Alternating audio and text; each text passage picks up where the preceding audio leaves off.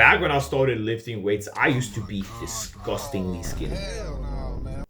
Throughout the first 6 months of my journey, I saw close to zero progress. The only differences I saw in my physique were like the minute things. So something like a more defined curve on my bicep or a slightly wider chest.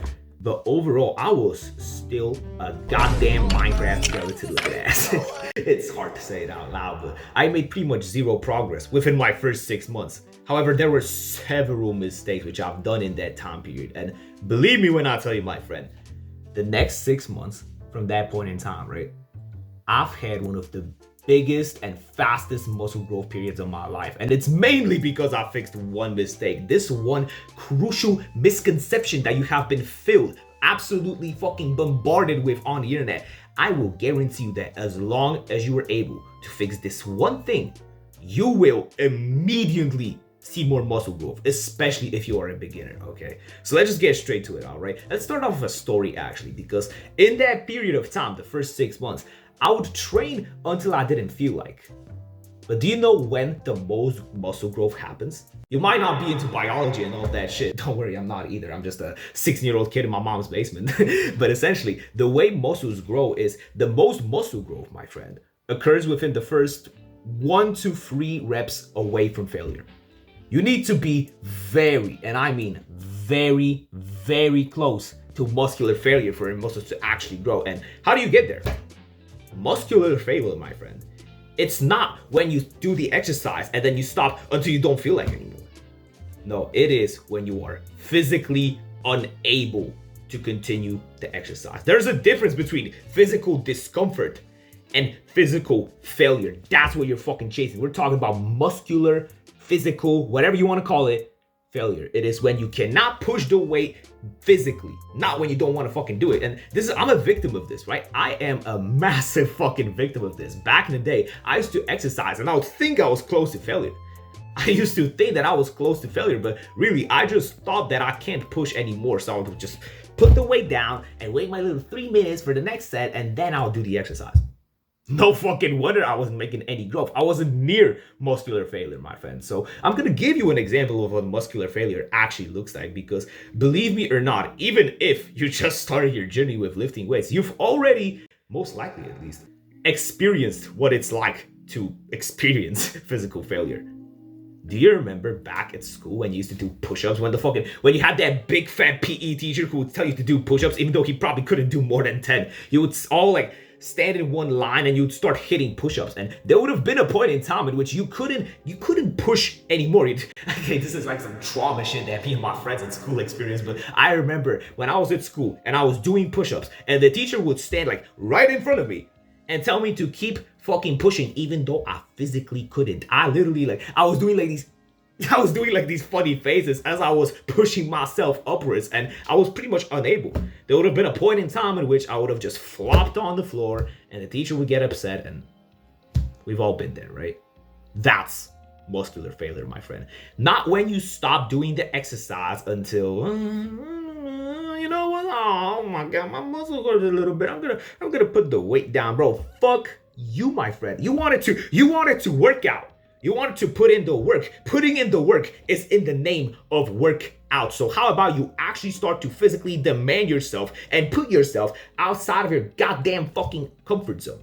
Because for you to get the results you want, my friend, which is to build the physique, you have to be near muscular failure. The best part, I'm not telling you to hit muscular failure. No, as I said, the most growth comes within 3 or 1 reps away from failure. But how do you know if you're away from failure?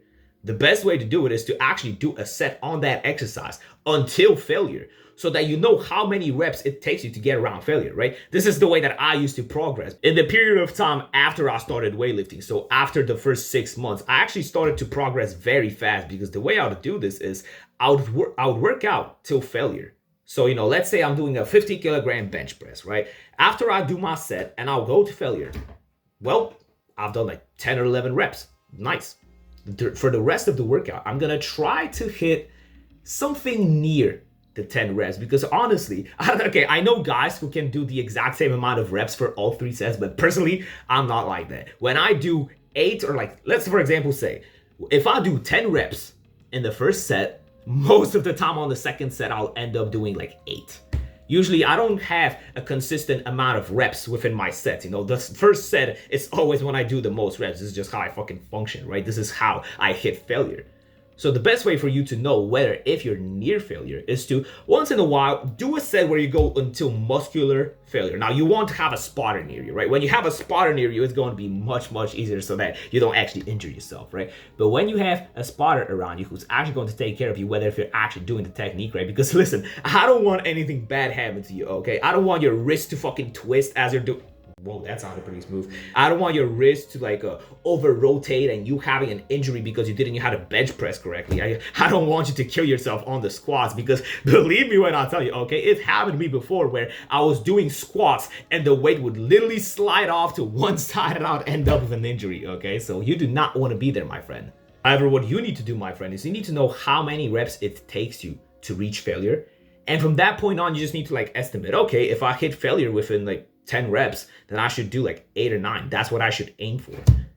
And believe me when I tell you, when you are actually near muscular failure, you will actually feel mad sore on the next day. This is where you actually start to damage the muscle fibers, which will cause growth. And that's what you want, right? You don't want to work out for no benefits. No, who the fuck would do that? You came here to get your muscles, and I will shake my hand that if you perform this correctly and you're actually consistent with your workouts, within a matter of pretty short time, I guarantee you will see results. If this advice helped you, you should totally join my Discord community. We have here brothers who are very experienced in all of different kinds of realms of life. You want it, relationships, fucking fitness, martial arts, whatever you may want, my friend. I am confident in the fact that my community will do absolutely fucking wonders for you.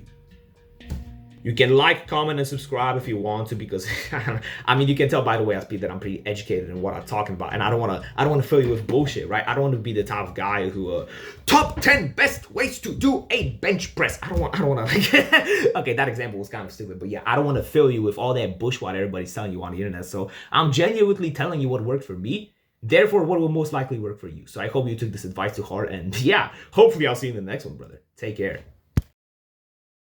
Psych, I'm gonna have to hold your attention for just a couple of seconds, so I hope you'll forgive me for that one. I am hosting a Q&A on my channel because we're getting 500 subs very soon, and you are probably a real fucking fan if you're watching to this point of the video. Then I just want to let you know that if you join my Discord server, there's a chat that's dedicated to the Q&A section. So if you want to ask me literally any fucking question that may come up to your mind, unless it's something that I can't talk about on YouTube, you can ask me pretty much literally fucking anything. So yeah.